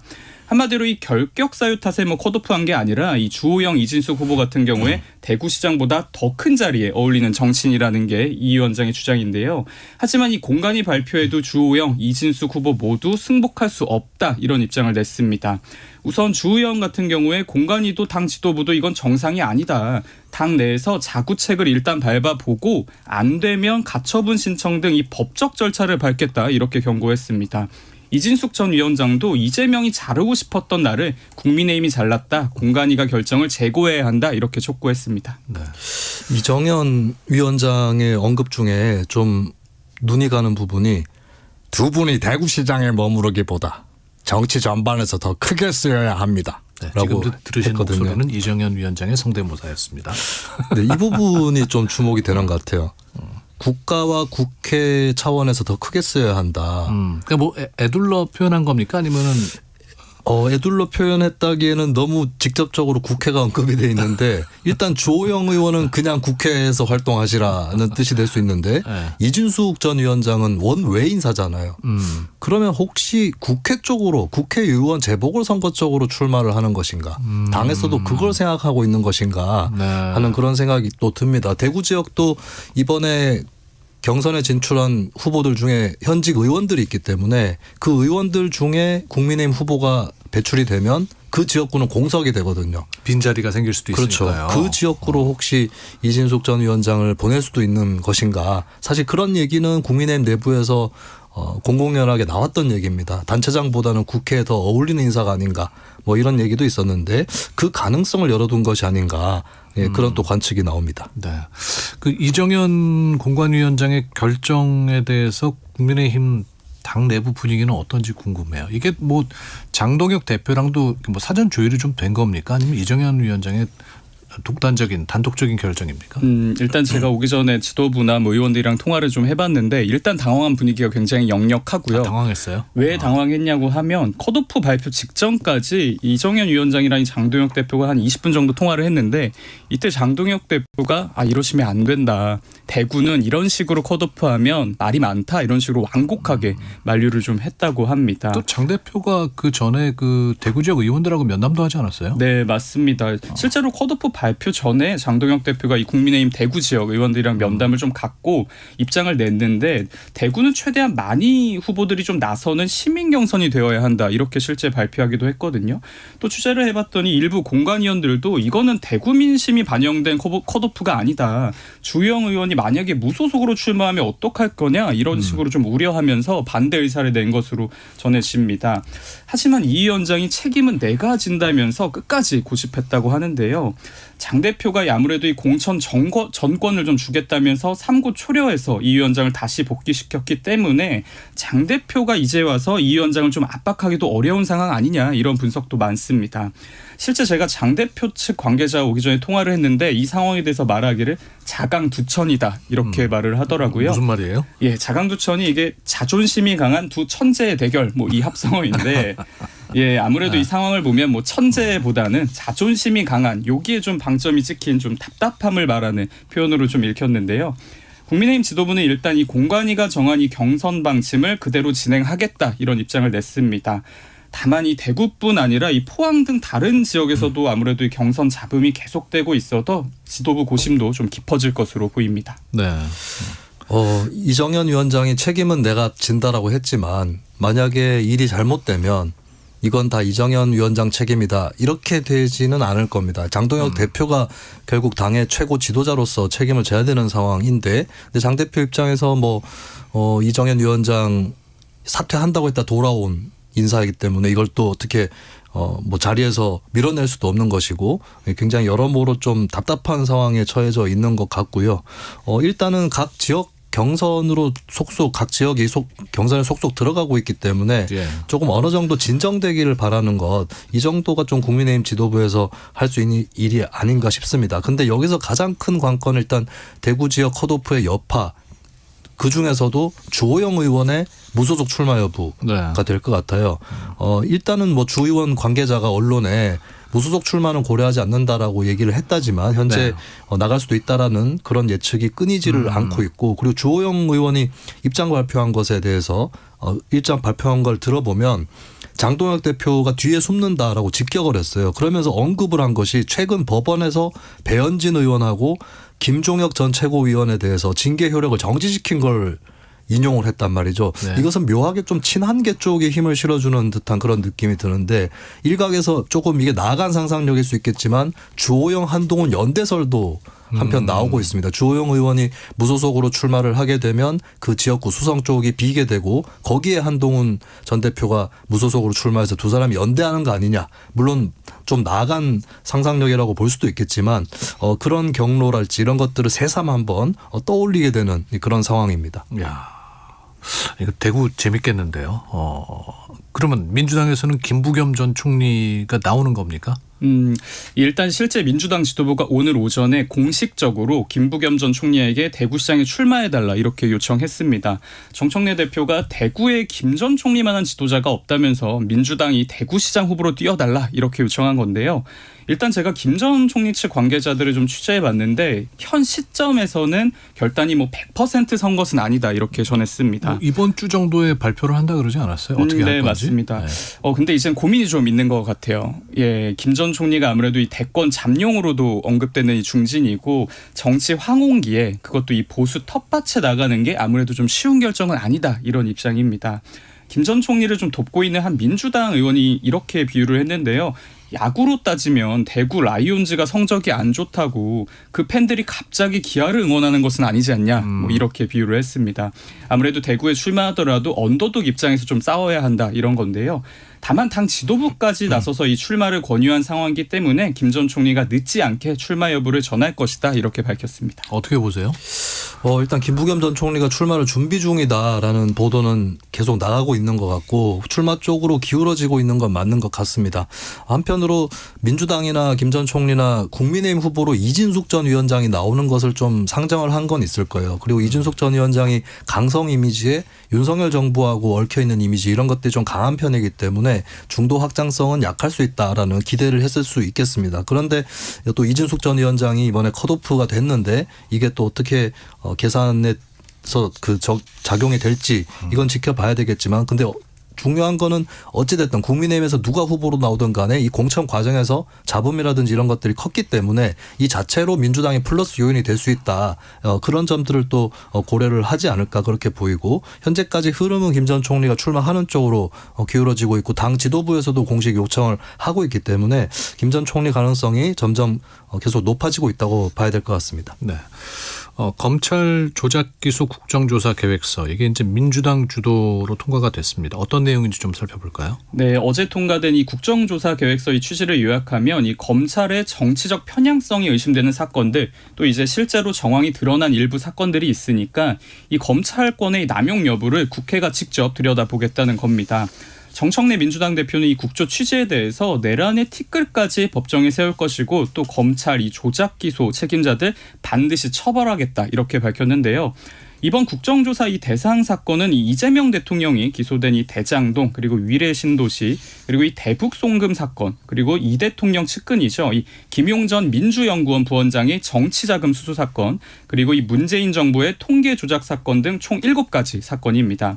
이 조사 대상을 보면 법원과 검찰 그리고 경찰, 국정원을 비롯해서 쌍방울 그리고 호방건설 등 기업 10여 곳이 포함됐습니다. 네. 국정조사 특위에는 이 민주당 11명 그리고 국민의힘 7명 의원 등이 참여하고요. 그리고 위원장은 서영교 민주당 의원이 맡습니다. 조사는 5월 8일까지 총 50일 동안 이뤄질 전망입니다. 이번에 국정조사에 포함된 7가지 사안들을 살펴보면 크게 두 갈래로 나뉘어집니다. 하나는 법정에서 무죄가 선고되는 사안들이거든요. 문재인 정부 통계 조작 의혹 사건, 위례신도시 사건 등이 현재 무죄가 선고되고 있는 확정은 안 됐지만 중간 판결에서 선고가 되고 있는 상황인데 아무래도 무죄가 선고됐기 때문에 민주당 입장에서는 이것은 무리한 기소였다. 라고 공세를 펼치고 검찰은 또 불리한 쪽으로 몰릴 수 있는 그런 사안으로 보여집니다. 근데 반대로 대장동 사건하고 대북송금 사건 같은 경우는 확정 판결 안 났더라도 속속 유죄가 나왔던 그런 사안이거든요. 여기에 대해서 검찰의 회유 의혹이 있긴 하나 근데 그 회유 여부를 떠나서 그 회유 문제가 사건의 내용, 진상을 엎을 수준은 아닙니다. 그렇기 때문에 이게 오히려 이런 사안들의 경우는 공소 취소를 할 만한 어떤 단서나 빌미가 없다면 오히려 여권 쪽에 불리하게 돌아갈 수도 있다. 국정조사까지 해봤는데 공소 취소할 수준이 아니더라. 이렇게 될 부담도 없지는 않습니다. 국민의힘에서는 헌재 권한쟁의 심판 신청하기로 했죠? 네, 그렇습니다. 국민의힘 일단 크게 3가지 이유 들면서 이번 국정조사에 반발하고 있는데요. 일단 이미 내려진 사법부 판단을 다시 입법부가 조사하는 거는 이건 삼권 분립에 반하는 위헌이라는 겁니다. 예, 그렇기 때문에 헌재의 권한쟁의 심판을 청구하겠다 이렇게 밝혔는데요. 또 두 번째 반발 이유를 보면 국조의 이 목적이 불분명하다는 겁니다. 만약에 국정조사를 해서 조작 기소가 밝혀질 정도라면 이거는 재판을 빨리 재개해서 무죄 판결을 받는 편이 훨씬 빠르지 않냐 이런 주장인데요. 또 나아가서 국정조사 이 타이밍도 의심하고 있습니다. 이 민주당이 지방선거에서 내란 프레임을 다시 내세우려고 이 국조를 추진하고 있는 거 아니냐 이런 의심인데요. 어제 김예지 국민의힘 의원은 이미 이 조작이라는 잘못된 이정표를 받아놓은 조사는 이건 국정조사가 아니다 이렇게 주장하면서 17시간 넘게 필리버스터를 진행하기도 했습니다. 다만 국민의힘은 이 민주당의 일방적인 국정조사 진행을 막기 위해서라도 일단 특위에는 참여하겠다고 밝혔습니다. 국힘의 반발 어떻게 보십니까? 네, 일단 이번 국정조사가 논란에 있을 수밖에 없는 것이 국정감사 및 조사에 관한 법률 제8조를 보면 계속 중인 재판 또는 수사 중인 사건의 소추에 관여할 목적으로 이 조사가 행사되어서는 아니 된다라는 규정이 있습니다. 그러면 얼핏 봐서는 이 사안들이 현재 재판 또는 수사 중이기 때문에 국정조사로 관여를 하면 안 된다. 이런 주장을 할 수 있는 소지가 있는 거거든요. 근데 물론 관건이 있는 것이 이제 목적이 여기에 소추나 재판에 관여할 목적인 건가라고 했을 때 보통 국정조사 같은 경우가 수사 중인 사안도 하는 전례가 있습니다만 그때는 이제 어떤 재판이나 소추에 관여할 목적이 아니라 정치적 책임 소재 이런 것들을 묻기 위함이다. 이런 이유로 실시를 했었거든요. 근데 다만 이번 사안에서는 여권에서 계속 공소취소 얘기를 하고 있기 때문에 재판에 관여할 목적 아니냐 이런 의구심은 계속 있을 수밖에 없을 것 같습니다. 그리고 한편으로는 수사의 어떤 결과라든지 여기에서는 이런 것들은 다 논외로 하고 수사 과정에 초점을 맞추는 방법도 있을 수는 있는데요. 근데 이것이 과연 말끔하게 분리될 수 있느냐, 이것이 또 논란의 지점이 있을 수 있고요. 그리고 또 한편으로는 국정조사는 그냥 진행이 되면서 관계기관, 뭐 검찰이나 법원 쪽에서 이거는 수사나 재판을 하고 있는 사안이기 때문에 자료 제출을 못한다. 이런 사례는 예전에도 여러 번 있었거든요. 그렇기 때문에 국정조사는 그냥 출발을 하되 관계기관에서 자료 제출을 굉장히 제한적으로 할 가능성, 이것이 좀 크다고 볼 수 있겠습니다. 네. 이재명 대통령이 SNS에서 이제 부동산 얘기를 또 했는데요. 다주택 공직자를 부동산 업무에서 빼겠다고 했습니다. 네, 맞습니다. 이재명 대통령 어제 SNS 통해서 다주택자와 이 비거주 고가주택 소유 이 공직자를 부동산 업무에서 완전히 배제하겠다 이렇게 밝혔습니다. 집을 여러 채 가진 공직자가 이 부동산 정책을 직접 만들면 국민적인 신뢰를 얻을 수 없을 것이다 이런 입장인데요. 이 대통령은 이 다주택자나 이 초고가 주택 자체를 비난할 이유는 없다 이렇게 전제하면서도 부동산 정책에서만큼은 0.1%의 결함도 있어서는 안 된다 이렇게 강조했습니다. 아무래도 이 부동산 수요를 억제는 이 강력한 정책을 추진하는 과정에서 소위 내로남불 논란 차단하겠다는 이 대통령의 의지다 이런 해석이 나오는데요. 이미 이 대통령도 이 분당 아파트를 팔고 무주택자를 자처한 상황에서 고위공직자들에게도 모범적인 결자 해지를 주문한 거 아니냐 이런 시각입니다. 실제 이 문재인 정부 시절을 보면 이 부동산 정책을 두고 내로남불 논란 계속 불거진 바 있는데요. 네. 장하성 전 이 청와대 정책실장 같은 경우 당시 강남에 거주하면서 모든 국민이 강남에 살아야 될 이유는 없다 이렇게 언급해서 논란이 된 바 있고요. 노영민 당시 대통령 비서실장 같은 경우 실거주 외에 부동산은 처분하라 이런 대통령의 지시에 서울 반포 아파트가 아니라 충북 청주에 아파트를 판 사실이 드러나서 여론의 문매를 맞기도 했습니다. 그랬었죠. 이재명 정부가 직전 민주당 정부인 문재인 정부에게 교훈을 얻은 것인데 근데 한 가지 교훈이 아니라 두 가지 교훈을 갖고 있는 것 같아요. 첫 번째는 정부의 중요한 관계자들이 다주택자 에 해당했었던 것들, 특히 예를 들면은 전월세 상한제를 문재인 정부 때 시행을 했는데 시행 직전에 뭐 김상조 공정거래위원장이라든지 이런 인사들이 전월세를 올린 적이 있었거든요. 네. 이런 부분들이 내로남불, 이해충돌 이런 논란들을 불러일으켰던 점 이거를 곱씹고 있는 것 같고, 근데 두 번째는 문재인 정부 때는 그 고위 공직자는 다주택자면은 집을 팔아라라는 방침을 내렸었어요. 근데 팔지 않은 인사가 있는 게 드러나는가 하면 어떤 인사는 집을 파느니 내가 자리를 그만두겠다. 이래서 더 비난이 커진 적이 있습니다. 그래서 이재명 정부는 집을 팔아라라고 직접적인 방침은 또 정하지는 않았습니다. 그러다 보니까 내로남불 논란도 피하고 또 강제적인 어떤 팔아라라는 방침 이런 것도 피하다 보니까 결국에 그 중간 지점에서 그렇다면 다주택자는 관련 업무에서 배제시키겠다. 이 정도로 결국에 절충을 한 것이 아닌가 이렇게 또 보여집니다. 아무튼 이 대통령의 지시에 청와대에서는 이제 다주택자 리스트를 작성하고 있다면서요? 네. 일단 이 대통령이 지난 20일에 이미 김용범 정책실장에게 부동산 그리고 주택 정책을 담당하는 사람들의 이 부동산 보유 현황을 파악하라 이렇게 지시한 것으로 확인됐습니다. 이 현황 파악이 끝나면 다주택자나 실제 이 초고가 아파트를 보유한 이 공직자는 부동산 관련 업무에서 배제될 예정인데요. 일단 관보를 좀 확인해 봤더니 현재 이 청와대 비서관급 이상 고위 공직자들 중에서 다주택자는 모두 12명인 것으로 확인됐습니다. 네. 다만 이 재산 공개 의무가 없는 이 국장이나 과장급 이 실무직을 고려하면 다주택자 수가 더 증가할 가능성도 언급되는데요. 일단 민주당은 부동산 정책은 무주택 이 실수요자 기준으로 세워져야 한다면서 정부의 환영 입장을 밝혔습니다. 다만 이 민주당 의원들 중에서도 다주택자들이 실제 좀 적지 않은데요. 이미 언론들이 이 다주택자 의원들의 이 리스트 분류 작업을 시작했고 일부는 좀 보도되기도 했기 때문에 실제 일부 의원들의 좀 집 처분을 고민하는 분위기도 일으킵니다. 이게 결국에 간접적으로 이재명 정부가 정부 여당 관계자들에게 다주택자는 집을 팔아라라는 메시지를 또 주는 측면도 있겠습니다. 왜냐하면 부동산 관련한 어떤 직책을 갖고 있는 사람인데 본인이 다주택자이기 때문에 관련 의사결정에서는 빠지겠다. 이게 좀 계면적인 상황이잖아요. 그 관련 자리에는 있으면서 일은 하지 않는 것. 이 점에서는 스스로 그냥 내가 집을 팔까 이렇게 유도하는 측면이 있는 것 같고, 두 번째는 만약에 그 인사가 의사결정 과정에서 빠졌다 하더라도 나중에 누군가가 보고 저 사람 다주택자인데 저 직위에 앉아있다 이렇게 비판이 가해지면 또 거기에 대해서 마땅히 할 말이 없을 수도 있는 그런 상황이 될 거기 때문에 앞서 말씀드렸듯이 이재명 정부는 다주택자는 집을 팔아라라는 방침을 정하진 않았지만 좀 팔도록 유도하고 있는 좀 그런 간접적인 방법의 성격이 또 이번 조치에 있는 것 같습니다. 네. 자, 정치브리핑 여의도 현미경 오늘 여기까지 듣겠습니다. 박성희 시사저널 기자, 김수민 시사평론가였습니다. 고맙습니다. 감사합니다. 넘치는 정보 속 필승 전략. 당신의 갓생을 위한 일타쌍피 요약본. KBS 1라디오 세상의 모든 정보 윤인구입니다. Ladies and gentlemen. 다 같이 살자 국제 설레발. 급변하는 세계 정세 속 우리가 읽어야 할 진짜 메시지는 무엇일까요? 복잡한 국제 뉴스를 시원하게 풀어드립니다. 국제 설레발. 오늘은 조윤주, 이용주 두 분 외신캐스터와 함께하겠습니다. 어서 오십시오. 네, 안녕하세요. 주말에 BTS 콘서트 네. 보셨습니까? 컴백 콘서트. 전 짤로 봤습니다. 아이고 보셔야죠. 네. 한국인이면 애국해야 합니다. 네. BTS 사랑하면서. 전 매국노인가요 그럼? 아니 그건 아니죠. 근데 오늘 강아지의 날이라면서요. 국제 강아지의 날. 네, 근데 저희 집 강아지 이름이 네. 19예요. 성함이 좀 비슷한데요.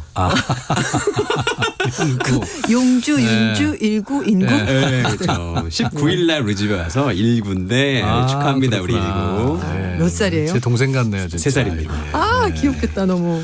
네, 많이 사랑해 주세요. 네. BTS 콘서트 굉장히 그날 화려하게 또 복귀를 했고 네. 외신들 반응도 뜨거웠던 것 같은데 반응 좀 전해 주시죠. 일단은 뭐 외신이 여기저기 가리지 않고 그때 막 뉴욕타임즈 같은 경우엔 속보까지 내면서 지금 쇼가 시작된다 막 이러면서 엄청 신나하더라고요. 그리고 또 그게 광화문 앞에서 이루어졌잖아요. 그거에 대해서도 굉장히 큰 의미를 좀 이제 전달을 많이 했는데, 일단 앨범 제목이 아리랑이잖아요. 그래서 아리랑은 한국 미녀의 이름으로 불굴의 의지와 이 BTS의 애국심을 상징한다 또 이렇게 전했습니다. 그리고 또 CNN 같은 경우에는 이 BTS 팬들이 기다려온 순간이 왔다라면서 궁궐을 배경으로 하는 BTS 멤버들의 모습은 젊은 한국인들의 자신들의 문화유산을 재발견하고 재정의하는 시기에 맞물려 BTS의 문화적 귀환을 암시한다라고 하면서 좋은 이야기 굉장히 많이 했습니다. 예, 그날 생중계로 공연이 이제 방영이 된 거 아니에요? 네, 그렇죠. 우리의 광화문 광장, 그리고 광화문이 그렇게 전 세계 여러 나라에서 여러 인종의 사람들이 본 적이 있을까 싶을 정도로 정말 약간 자부심도 느껴지고 그런 공연이었던 것 같은데. 네. 그리고 이게 또 사실 또 드라마에서 그 광화문 앞에 이렇게 그 굉장히 큰 도로에서 횡단보도를 사이에 두고 그 남자 비서와 여자 주인공 이렇게 서 있는 장면이 보도가 있었거든 드라마에서. 네. 그것 이후로 거기 가면 외국인들 진짜 많이 서 있습니다. 맞아요. 네. 그래서 아마도 더 익숙한 모습이었고 거기서 한다고 하니 더 좋아했던 것 같습니다. 네. 네. 근데 또 이게 그 세계적인 팝스타 테일러 스위프트의 에라스 투어에 비교가 돼서 네. 뭐 공연의 경제적 효과를 얘기하는 그 보도도 많더라고요. 네, 뭐 스위프트노믹스 이런 말도 있고요. 이번 이제 BTS는 뭐 아미노믹스 이런 말을 쓰더라고요. 그래서 이제 이렇게 그 정말 세계적인 팝스타지 않습니까? BTS가. 그래서 이렇게 한번 움직일 때마다 뭐 식당, 쇼핑, 호텔, 관광 이 모든 것들이 한꺼번에 움직이기 때문에 테일러 스위프트만큼 굉장히 경제 효과가 크다는 얘기가 나오고 있습니다. 예. 미국의 월스트저널은 스위프트의 에라스 투어에서 공연 관람료가 한 20억 달러, 우리는 3조 원 정도 들어온다고 하는데요. 엄청나군요. 네. 아리랑 투어는 그것보다도 훨씬 더 많은 관람료 수익을 거둘 거 얘기하고 있습니다. 지금 그래요? 서울만 시작했고 지금 전 세계 투어가 올해 시작이 되거든요. 보니까 그 스케줄 보면 2026년, 2027년까지 네. 공연 스케줄 쫙 나와 있더라고요. 네, 맞습니다. 그러니까 그만큼 훨씬 더 많은 수익이 날 것으로 보고 있고 왜 그러냐를 좀 이제 분석을 한 게 있는데요. BTS가 독보적인 수익 모델과 공연 전략을 가지고 있기 때문이다 설명했습니다. 일단 무대가 360도 개방형으로 공간 활용을 극대화하고 있고 무대를 공연장 한복판에 설치해서 뒤에서도 볼 수 있도록, 그러니까 팬텀 경제를 아주 최대한 활용하는 무대다라고 설명을 하고 있고요.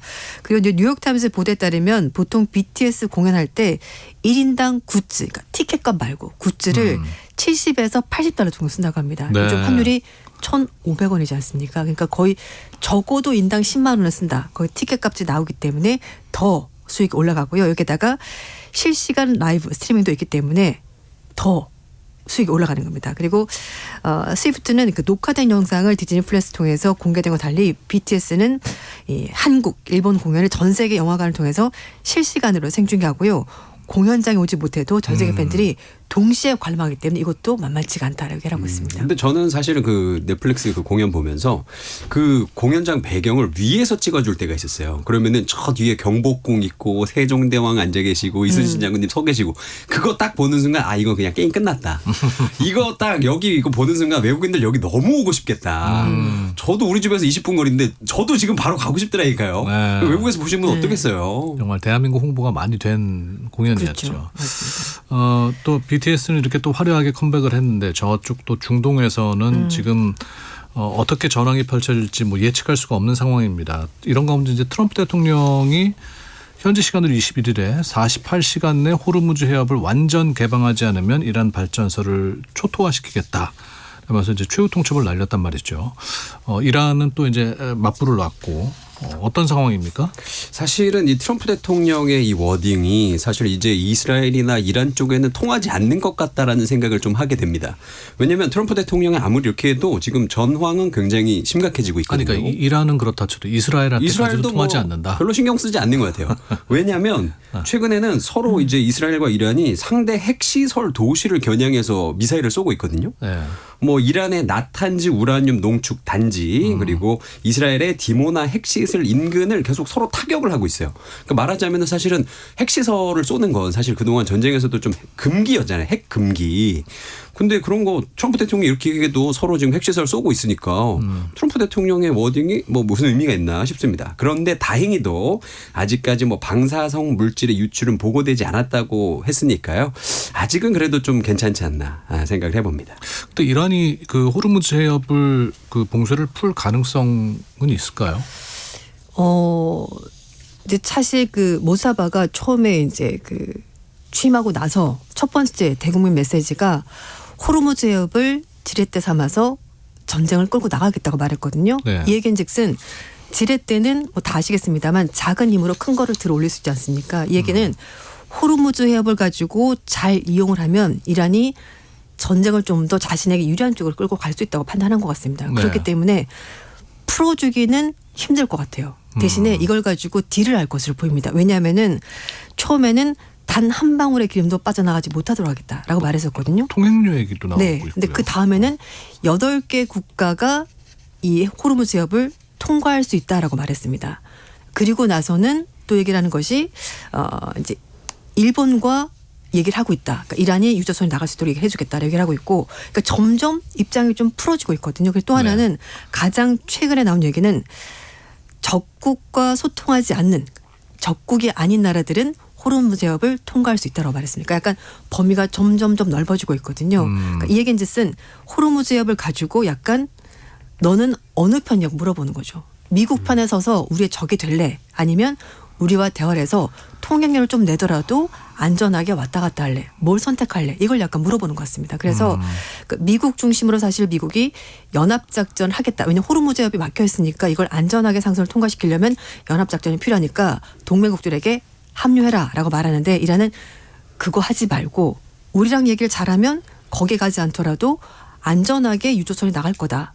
그러면은 우리랑 얘기하는 게 훨씬 더 낫지 않냐라고 약간 뭔가 이렇게 당근과 채찍 사이에서 지금은 당근을 주는 것 같습니다. 그러니까 우리 입장에서는 상당히 고민을 할 수밖에 없을 것 같아요. 이 동맹인 미국의 요청을 받아들이지 않을 수도 없고 그렇죠. 또 우리 이란 그 원유의 상당량의 이 통과하는 호르무즈 해협을 통과하지 않고서는 원유 수급이 원활치 않을 수가 그렇죠. 있으니까. 맞습니다. 근데 그 우리나라를 포함한 22개 나라가 또 결집해서 뭔가 발표한다는 얘기가 나왔어요. 네. 지금 나토 회원국들 포함해서 22개 나라가 결집한다고 나토 사무총장이 밝혔습니다. 22일 날 마르그리트 나토 사무총장이 인터뷰를 하면서 지난 목요일 이후에 22개 나라가 모였다. 물론 대부분 나토 회원국이지만 일본, 한국, 호주, 뉴질랜드, 아랍에미리트, 바레인도 포함이 됐고 근데 결집해서 뭘 한다는 겁니까? 그러니까 그게 약간 애매해요. 그러니까 이제 미국 편을 드는 듯한 뉘앙스는 취하는 건데 문제는 이 얘기를 왜 하냐면은 군사적인 행동은 아니고. 네, 일단 준비를 하는 것으로 보이고요. 역할과 시점을 맞추는 이제 좀 조율에 가깝다는 얘기가 나오고 있습니다. 그러면서 무엇이 필요하고 언제 뭐가 필요한지 일단 검토를 하겠다는 말이 있기 때문에 구체적으로 뭔가 액션 플랜이 나온 건 아닙니다. 대신에 나토 국가들이 트럼프가 늘 주장하는 것이 나토가 도대체 하는 일이 뭐냐. 돈도 맨날 쬐끔만 내고 미국한테 다 기대고 이런 얘기를 하니까 나토 측에서도 이번 전쟁에 대해서 트럼프 대통령의 정당성에 좀 힘을 실어주고 있습니다. 그러니까 이 얘기는 즉슨 이란이 위험한 행동을 하는 것이 맞고 호르무즈 해협을 막은 것은 잘못됐다고 말하면서 트럼프 대통령이 지지를 해주는데요. 하지만 그렇다고 해서 구체적인 행동은 없는 것이고 특히 우리나라도 이번에 대해서 공식적으로 요청을 받은 바가 없습니다. 그렇기 때문에 일단 나토 사무총장이 먼저 좀 던지고 나가는 식 이렇게 봐야 될 것 같습니다. 그러니까 사실 여기 모인 나라들의 입장은 뭐냐면 정확히 딱 이거예요. 야, 우리는 상관없잖아. 니들끼리 싸우는데 우리 아무 관련도 없는데 우리한테까지 왜 그래? 이런 성명을 낸 겁니다. 그러니까 뭐 어떤 액션을 취하겠다라기보다는 우리의 입장을 좀 생각해달라 이렇게 좀 보면 될 것 같습니다. 근데 아까 이용주께서도 얘기했지만은 미국과 이스라엘의 생각이 조금 다른 것 같아요. 네, 그렇죠. 이스라엘과 미국이 이제 전쟁을 시작했을 때 서로 어떻게 생각을 하고 전쟁을 시작했느냐, 요거에 관련된 증언이 최근에 나왔거든요. 18일 날이요. 연방상원정보위원회 청문회에 미국 국가정보국의 털시 게버드 국장이라는 분이 나왔어요. 네. 근데 이 사람이 처음에 이제 이야기를 하는 게 이스라엘 정부 같은 경우에는 전쟁 시작할 때 이란 지도부 무력화하고 아야톨라 알리 하메네이 전 최고자를 시작으로 뭐 인사들 좀 제거를 하는 게 좋겠다라고 시작을 했고 미국 트럼프 대통령 같은 경우에는 탄도미사일 발사 생산 뭐 이런 거 다 없애고 이슬람 혁명수비대 뭐 규례 부설 제거 능력 뭐 이런 것들을 파괴하는 게 목표라고 했어요. 그러니까 애당초 전쟁 시작부터 이스라엘과 미국은 다른 생각을 하고 있었다라는 게 이제 드러난 건데 결국 이 텔시 국장이 뭐라 그랬냐면은 결국엔 이거를 어떤 위험이 있는지는 결정하는 건 대통령이다 이렇게 얘기를 했습니다. 네. 트럼프 레빗 대변인도 마찬가지인 게 이제 이용주께서 말씀하신 것처럼 그 기자들도 질문 굉장히 많이 받았죠. 왜냐하면 트럼프가 말을 할 때마다 바뀌거든요. 도대체 승리가 뭐고 언제 전쟁을 끝내겠다는 거냐라고 말했더니 레빗 대변인이 말하는 것이 결정권자는 트럼프다. 트럼프가 끝내면 끝내는 거다. 이렇게 말했기 때문에 사실 미국 정부 내에서도 이 문제를 두고 굉장히 많은 얘기가 오고 가고 있고요.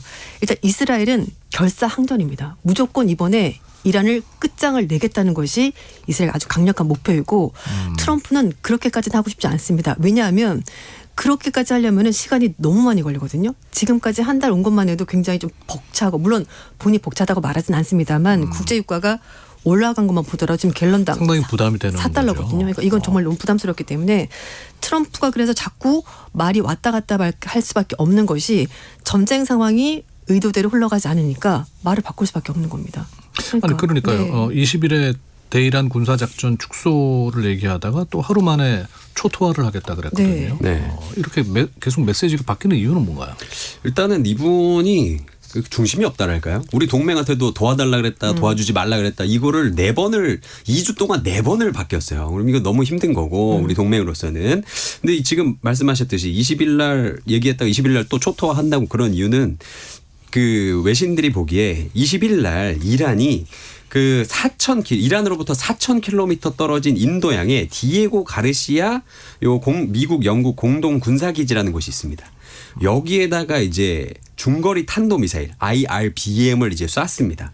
근데 이번에 이렇게 IRBM 이 중거리 탄도 미사일까지 쏜 건 이번에 또 처음이거든요. 이거는 굉장히 위협적인 그 조치가 될 수 있겠네요. 그렇죠. 네. 디에고 가르시아 섬이 이제 사실은 뭐 걸프전 전쟁이나 뭐 이라크 전쟁, 아프가니스탄 전쟁 때 여기서 뭐 스텔스 전투기들 막 출격하면서 사실은 미국이 굉장히 아끼는 미군 군사 기지예요. 근데 여기까지 미사일을 쏘고 그러니까 미국으로서는 야 얘네 진짜 하다하다 여기까지 오는구나. 그럼 우리도 끝까지 간다라고 이제 좀 생각을 하고 있는 것 같습니다. 네.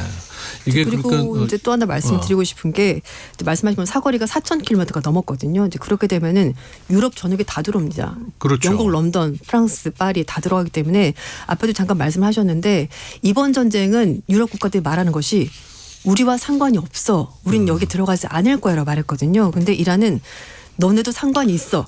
니네도 충분히 그 사정권 안에 들어와 있어. 네, 굉장히 위협적인 발언이고 또 하나 말하고 싶은 것이 사실 그 이란과 서방 국가들이 핵협정을 했었을 때 프랑스, 영국이 들어가 있어 독일까지. 네. 근데 지금 그리고 나서 사실 이게 협정이 잘 안 되면서 트럼프가 일방적으로 탈퇴하면서 핵협정이 깨진 거거든요.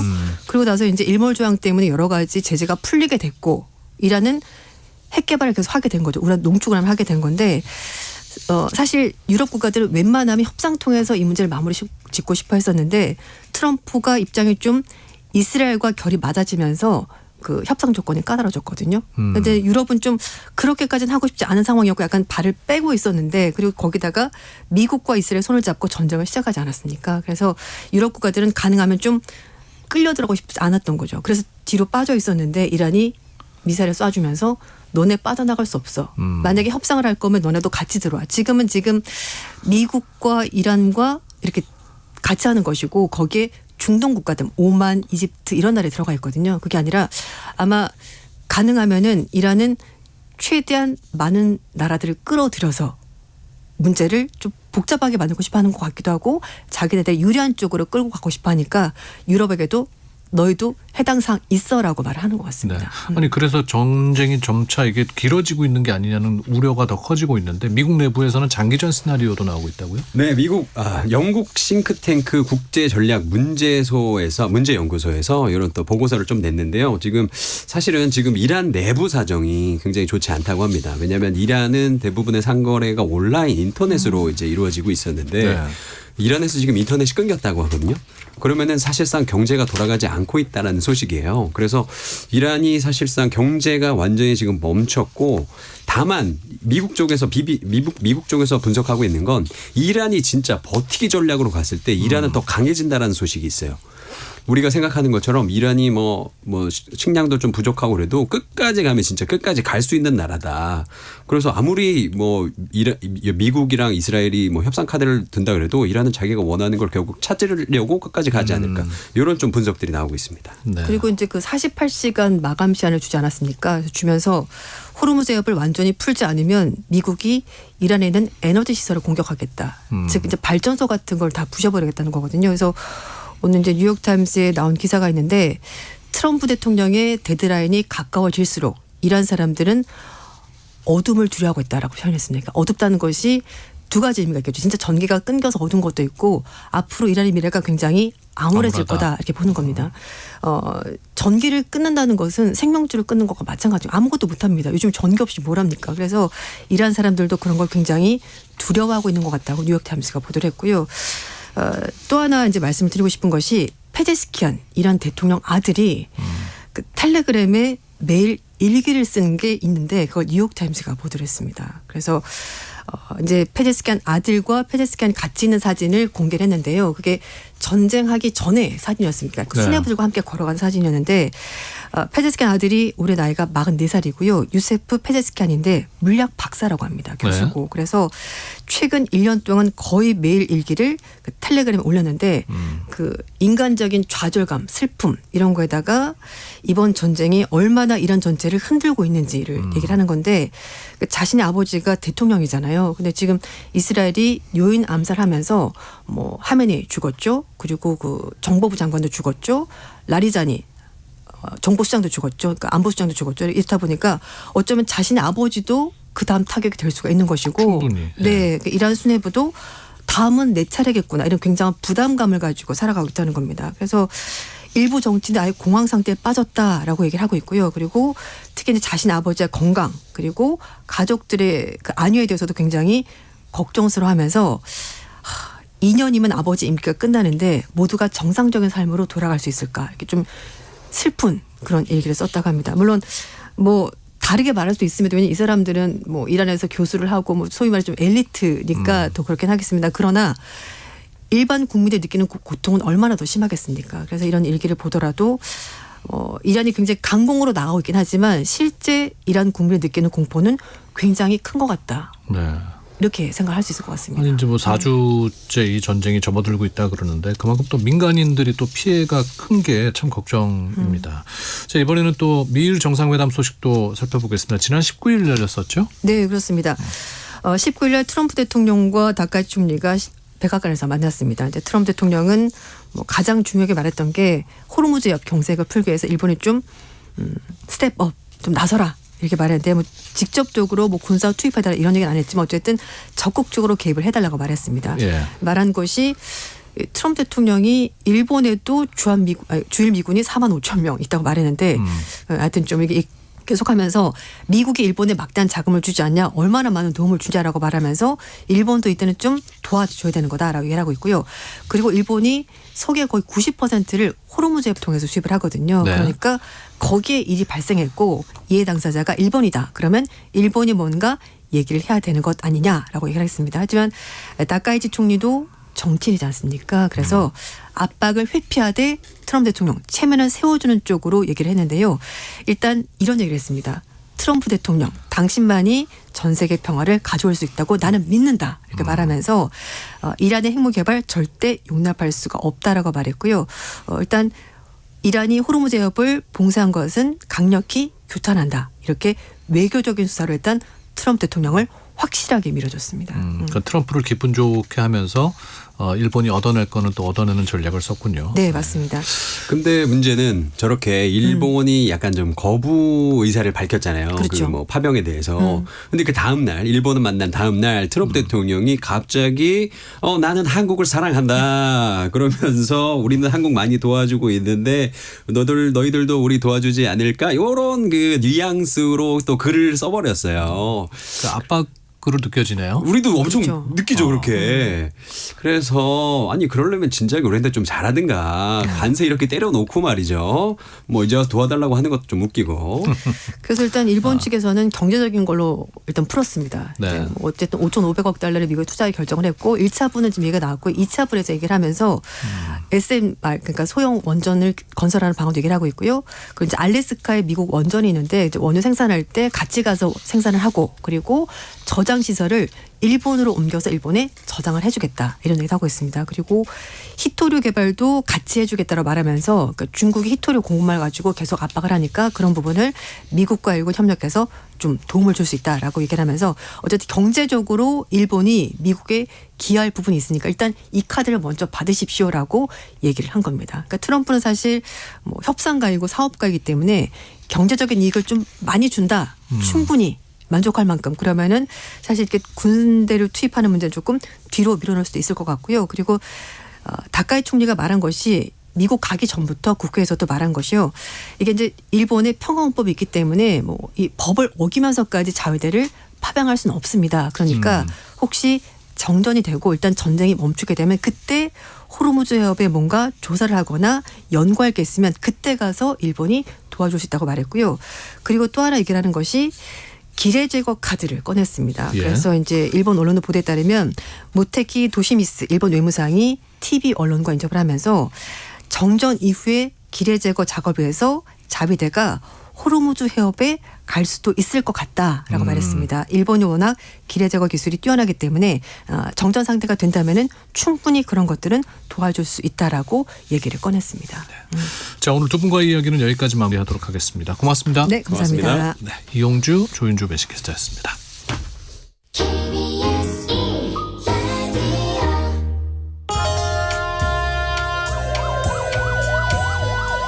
사건 사고의 진실을 추적한다. 우리 동네 수사반장. 월요일은 우리 주변의 사건 사고를 짚어보고 그 이면의 진실과 법리를 꼼꼼하게 들여다봅니다. 범죄의 재구성부터 판결의 의미까지 짚어보는 우리 동네 수사반장. 오늘도 날카로운 시선으로 사건을 분석해줄 서혜진 변호사와 함께합니다. 어서 오십시오. 네, 안녕하세요. 네. 서혜진입니다. 오늘 첫 번째 이야기는 지난 금요일 날 큰 화재가 있었어요. 대전 대덕구 그 한 공장에서 14명이 숨지는 안타까운 사고가 있었습니다. 좀 개요를 살펴볼까요? 네, 지난 20일 오후 1시 17분에 발생한 화재인데요. 대전 문평동에 소재한 안전공업이라는 그 자동차 부품 회사에서 화재가 발생을 했습니다. 발화 지점은 현재 좀 정확히 파악되고 있지는 않지만 아마 1층에서 시작되었을 것이라고 추정이 되고 있고요. 이 화재가 이 계단을 통해서 2, 3층까지 급속도로 퍼져 나갔습니다. 그 국가 소방동원령이 좀 내려졌고요. 산불 헬기 초기까지 동원이 됐지만 완진에 무려 10시간 30분이라는 긴 시간이 소요가 됐습니다. 이 회사에는요 좀 나트륨이 많았다고 합니다. 근데 이 나트륨이 물에 닿으면 폭발하는 성질을 가지고 있기 때문에 일단 이 나트륨을 옮기는 데 2시간이 소요가 돼서 그 사이에 불이 급속도로 퍼졌다고 하고요. 또 공장 천장의 배기관에 기름때 같은 것들이 굉장히 많이 끼어 있어서 이런 것들이 사실상 불쏘시개 역할을 하면서 또 화재를 급속하게 번지도록 하였다고 합니다. 이 화재로 사망은 14명 그리고 부상은 60명, 인명피해가 총 74명이 발생한 좀 대형 참사로 기록되게 되었습니다. 보니까 그 체력 단련실 문제를 많이 짚던데요. 이번 그 사망하신 분들 중에 14명 중에 9분이 여기서 발견이 됐다면서요. 근데 이게 좀 불법 증축된 공간이라서 더 문제가 되는 것 같습니다. 네, 이 불법으로 이제 증축된 공간이라고 알려졌는데 이제 실제 이런 것들이 맞다면 책임을 져야 하는데요. 이 곳은 원래 도면에는 전혀 없는 곳이라고 합니다. 그리고 임의로 마련된 그 한 층을 2개로 쪼갠 복층 공간으로 알려졌는데요. 직원들이 이곳에서 휴게 시간에 낮잠을 자거나 뭐 휴식을 취하는 것으로 알려졌습니다. 화재가 발생한 시간이 오후 1시가 좀 간 넘은 시간이라 아마도 이곳에서 좀 휴식을 취하는 직원들이 많았을 것을 생각을 한다면 대피하는데 굉장히 좀 어려웠을, 취약했을 가능성이 있다는 추측도 나오고 있습니다. 그 원래 이 2층을 이렇게 반으로 쪼개려면 일종의 그 건축 기준에 맞게 용도 변경 절차를 모두 거쳐야 합니다. 건축법에 따라서. 그런데 만약에 이제 이런 것들을 전혀 거치지 않고 무단 그리고 불법으로 증축을 한 것이 확인이 되었다면 그 건축법 108조에 따라 건축주와 공사 시공자가 3년 이하의 징역이나 5억 이하의 벌금에 처해질 수가 있습니다. 그리고 이렇게 한 곳을 2층으로 쪼개는 구조다 보니까 당연히 창문 같은 환기시설이 있었을 리가 없고요. 또 그곳에 별도의 스프링클러 같은 것도 없었다고 합니다. 그 밖에 또 산업안전보건법상 이 사업주가 취해야 할 각종 안전조치 의무가 있는데요. 이런 것들도 이 잘 준수가 되었는지 추후 수사 과정에서 좀 집중적으로 수사가 될 것으로 보입니다. 네. 항상 이런 대형 사고나 참사 경우에 뭐 무단, 불법 뭐 이런 단어들이 꼭 끼지 않습니까? 그래서 이제 결국은 또 인재라는 얘기가 나오게 되는 것 같은데 이게 뭐 중대재해처벌법이 적용되는 사안입니까? 네, 당연히 적용이 됩니다. 이 공장은 직원이 364명이고요. 2024년 기준 매출이 1,351억 원인 중견 기업이라고 합니다. 그 중대재해처벌법이 4년 전에 시행된 때부터 법이 적용되는 사업장이기 때문에 이번 화재로 인한 인명사고에 업무상 과실치사상 혐의와 함께 중대재해처벌법도 적용될 것으로 보입니다. 중대재해처벌법은 중대산업재해가 발생한 경우에 이제 안전조치를 소홀히 한 뭐 사업주나 경영 책임자를 1년 이상 징역이나 10억 이하의 벌금에 처하도록 규정이 되어 있는데요. 많이들 기억하시는 것이 이제 2년 전 24년 6월에 발생한 아리셀 공장 화재 사건이 있습니다. 그 당시에도 이 사건과 굉장히 좀 닮아 있는데요.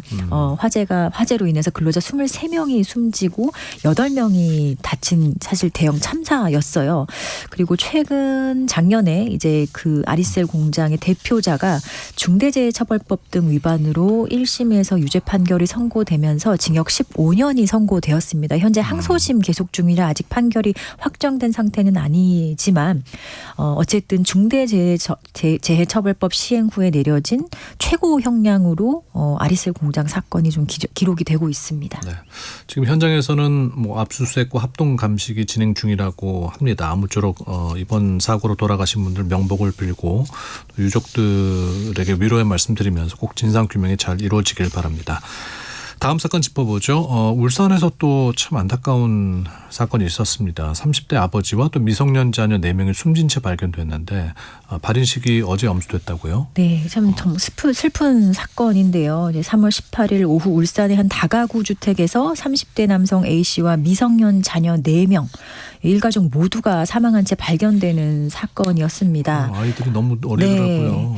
홀로 아이들을 양육했던 아빠가 경제적 어려움을 호소하면서 아이들 키우고 정말 힘들다, 미안하다는 내용의 유서가 발견이 되었고요. 사망한 아이들이 정말 어려요. 첫째가 이제 학교에 갓 입학한 7살이고 다 2살 터울로 5살, 3살 이렇게 있고요. 넷째 막내가 생후 5개월밖에 되지 않았습니다. 그 첫째가 이제 초등학교 1학년으로 이제 3월에 입학을 했는데요. 네. 3월부터 학교에 그 입학 첫날부터 결석을 했고 좀 여러 차례 결석하는 경우가 잦아서 이 학교에서 학대 등으로 좀 신고가 되었습니다. 그래서 경찰이 출동까지도 해서 아버지와 면담도 하고 아이의 상태도 살폈다고 하는데요. 하지만 이렇게 이제 경찰이 출동했지만 이런 비극을 막을 수는 없었습니다.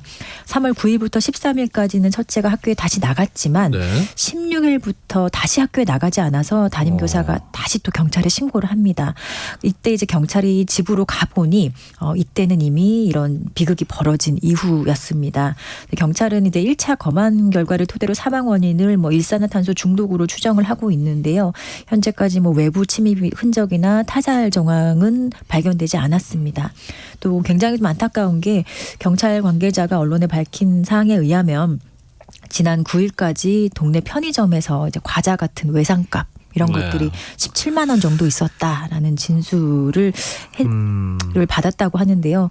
굉장히 좀 얼마나 경제적으로 어려움을 겪으면서 이제 아이들을 양육했는지 알 수 있는 그런 어떤 간접적인 정황이 아닌가 싶습니다. 네.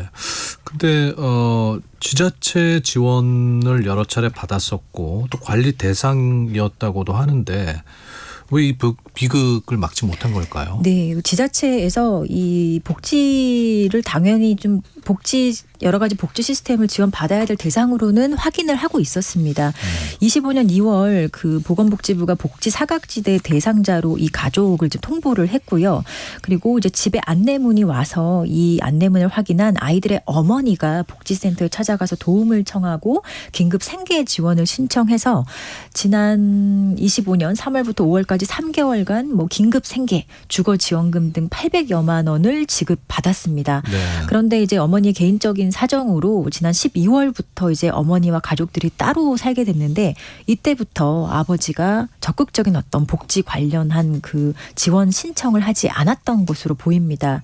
또 첫째의 초등학교 입학 1월에 있었던 예비 소집에도 연락이 되지 않아서 경찰이 출동하는 일이 있었거든요. 그리고 나서 2월에 행정복지센터가 아버지에게 기초생활 수급 신청을 좀 해달라 하라라고 안내를 했지만 아버지가 그냥 나중에 가겠다 이렇게만 얘기를 하고 끝내 신청을 하지는 않았습니다. 그리고 이후에 이제 초등학교 입학 이후에 첫째가 학교에 오지 않아서 아동학대를 신고한 그 상황에서도 경찰은 학대 정황이 없다고 판단하고 종결은 했지만 결국에 이제 이렇게 지원 신청도 하지 않고 또 경찰도 학대는 없다라고 판단하던 사이에 이 가족은 일가족이 이제 사망하게 된 겁니다. 네. 그러니까 앞서 말씀하셨지만 이제 복지 관련 신청을 하라라고 유도를 했는데 그 가장이 하질 않아서 이제 지원을 할 수 없었다는 거여서는 이렇게 위급한 상황이라도 당사자가 거절하면은 적극적으로 개입할 수 있는 방법이나 권한이 없는 건가요? 네, 일단은요. 지금 현행 복지 지원 시스템은 원칙적으로 당사자의 신청을 중심으로 하고 있습니다. 사회보장급여법에 따라서 공무원이 직권으로 신청할 수 있는 경우가 있어요. 그런데 이런 경우에도 금융정보 제공 등에 대해서는 당사자의 동의와 또 서명이 필요한 상황입니다. 그리고 직권으로 신청하는 그 기준 자체가 조금 공무원 입장에서는 법률상 불분명한 경우도 있고 또 만약에 당사자가 원치 않았는데 공무원이 직권으로 이렇게 신청을 해서 기초수급자가 되었다거나 한다면 만약 이런 경우 당사자가 반발하거나 또 민원을 제기하는 경우도 있겠죠. 그래서 이런 것들이 우려돼서 실제로 신규 생계급여 수급 가구 중에 이제 공무원의 직권 신청으로 수급을 받는 비율은 사실상 전체의 0.1% 정도에 불과하다고 합니다. 정부는 2015년부터 단전, 단수, 건강보험료 체납 같은 45종의 행정 자료를 바탕으로 이렇게 위기 가구를 발굴을 하고 있고 또 실제로 복지 서비스도 수백 종에 이를 정도로 굉장히 다양합니다. 그런데 이런 사건과 같이 이 아버지처럼 본인이 적극적으로 신청하지 않고 사실상 모든 것을 거부한다면 강제로 개입하기가 굉장히 어려운 것이 이제 현실의 모습입니다. 네. 그래서 이제 정은경 복지부 장관이 신청주의 제도를 개선하겠다라고 밝혔습니다.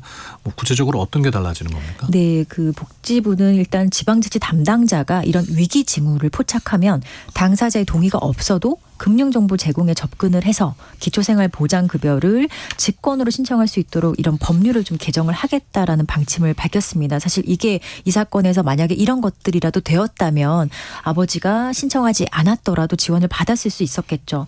그리고 당사자 동의 없이 이 사람의 소득과 재산을 파악할 수 있는 권한이 있어야지만 직권 신청이 활성화될 수 있기 때문이죠. 그렇지만 어쨌든 법률 개정이 있어야지만 어떤 법률적 근거를 마련하기 때문에 법률 개정 전까지는 조금 더 어떤 행정의 적극 행정을 통해서 지자체 공무원들이 이렇게 직권 신청을 할 수 있도록 독려하겠다라고 밝혔습니다. 그 현행 복지 체계에는 실제 좀 위기 사항을 포착하고 개입하는데 한계가 있다는 것은 이 사건뿐만 아니라 여러 사례를 통해서 좀 반복적으로 확인을 하고 있는 부분이거든요. 네. 직권 신청이 좀 더 유연한 방식으로 이루어질 수 있도록 이 복지부가 밝힌 것처럼 좀 법률이 개정이 되고 제도가 개선돼야 할 필요가 있는 것은 너무나 절실한 시점이라고 할 수 있습니다. 언제쯤 이런 비극의 뉴스를 듣지 않게 될지 가슴이 먹먹합니다. 명복을 빕니다 하시면서 2919님 문자 보내주셨고요. 2938님께서는 아동의 생존권은요 아이들이 너무 불쌍합니다 하셨는데 정말 아빠도 고민이 많았겠지만 또 이렇게 숨진 4명의 어린 자녀들은 이게 본인의 그 뜻이하고는 전혀 무관한 그렇죠. 거잖아요. 어떻게 예. 보면 우리는 이제 우리 사회가 동반 자살이라고 많이 부르는데 이게 또 살인 아니겠어요? 네, 이게 사실 동반 자살이라는 표현으로 뭔가 온정주의적인 시각으로 우리가 많이 보고 있는데 실제로는 그런 표현 자체가 이런 사건을 제대로 인식하지 못하게 하는 것 같습니다. 정확한 표현은 아동 살해 후 자살이라는 말이 더 맞고요. 아동들은 사실 학대와 살인의 피해자라는 그런 점이 지금까지는 제대로 드러나지 않은 점이 있습니다. 이렇게 아동을 살해하고 자살하거나 또 자살에 실패한 사건에서 판결을 받았던 여러 판결문을 보면 이 아이들이 끝까지 살기 위해서 굉장히 좀 노력했다라는 거가 드러나는 경우가 많아요. 그리고 2018년부터 24년까지 이렇게 자녀를 살해하고 자살한 사건으로 사망한 아동이 무려 86명에 이른다고 합니다. 네. 이게 단순한 어떤 양육 실패 정도로 온정적으로 바라보는 시각이 결국에 이러한 비극을 막지 못하는 가장 큰 원인 중에 하나가 아닐까 생각을 합니다. 앞으로 이런 일이 또 재발되지 않도록 제도적 보완이 잘 되길 바랍니다. 서혜진 변호사와 함께했습니다. 고맙습니다. 네, 감사합니다. 세상의 모든 정보 윤인구입니다. 마치겠습니다. 함께해 주신 여러분 감사드리고요. 여러분의 내일을 기대합니다.